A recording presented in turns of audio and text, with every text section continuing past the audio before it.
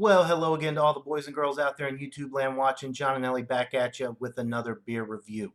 And today I am looking at the Guinness Blonde Lager. Now I have had this beer before, but it's been a very long time since I've had it.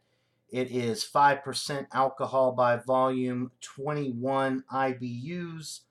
Um, as far as I know, it is still contract brewed by City Brewing. It says on the label brewed in Latrobe, Pennsylvania. Bright, hoppy, citrus notes with a refreshing, crisp finish. All right, and they have updated the label. We've got a toucan, parrot, or some bird on the label. It says, "Mine's a blonde." I like the updated label design. Pretty cool stuff. They also updated the cap, and a lot of glare there, but it says Guinness Blonde on it now. When it first came out, it just had a regular old Guinness label on it, or Guinness cap on it. All right, and it has a lot code on it, which I cannot interpret. I really wish they would put a born on date or best by date, but there is a lot code L81449R0010609. I have no idea what that means, and really don't care to look it up. So, William Kepley, if you watch this review, let me know in the comments below if I've got a fresh bottle. Otherwise, I'm just going to hope for the best here. All right, let's give it a pour.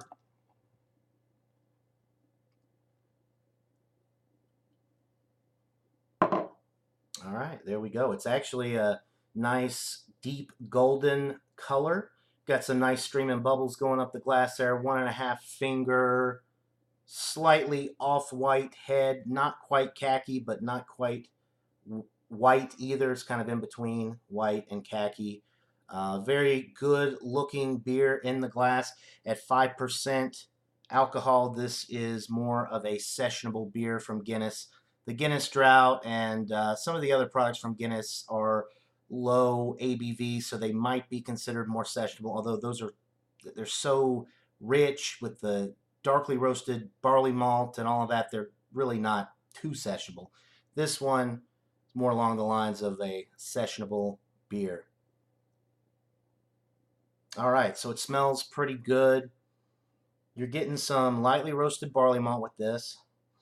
I'm definitely picking up on some hops with this one as well. There's a noticeable hop presence in the aroma, which at 21 IBUs, not necessarily something that you would pick up on with other beers, but the hop presence is definitely in the aroma.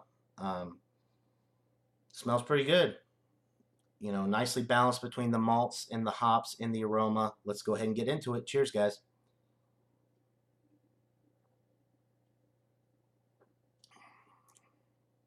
Very crisp, very light-bodied, or relatively light-bodied, super crisp with that carbonation. You're getting some nice breadiness with this one. That barley malt is really shining.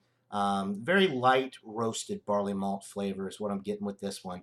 A nice breadiness in the middle of the sip, some brown bread crust in the middle of the sip. There's the hop presence that's coming through on the back end to balance out that sweetness that you're getting from the barley malt. Although it's not a super hoppy beer by any means, but it is there and it does balance the beer out nicely. Another hot day today in Georgia. I've been outside doing a couple different things, and this is a super refreshing beer to have on a day like today. But of course, it would be a good beer to drink anytime, really. Very enjoyable. City Brewing can make some great beers when they do these, contract brews. They do make some pretty horrendous stuff as well. But the Guinness Blonde Lager is not one of those products. It's a very good beer. That carbonation, yeah, I'm already belching from the carbonation. It's nice and fizzy.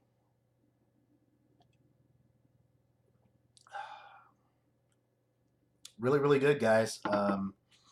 Like I said, I've had this beer Many times in the past, especially when it first was released, but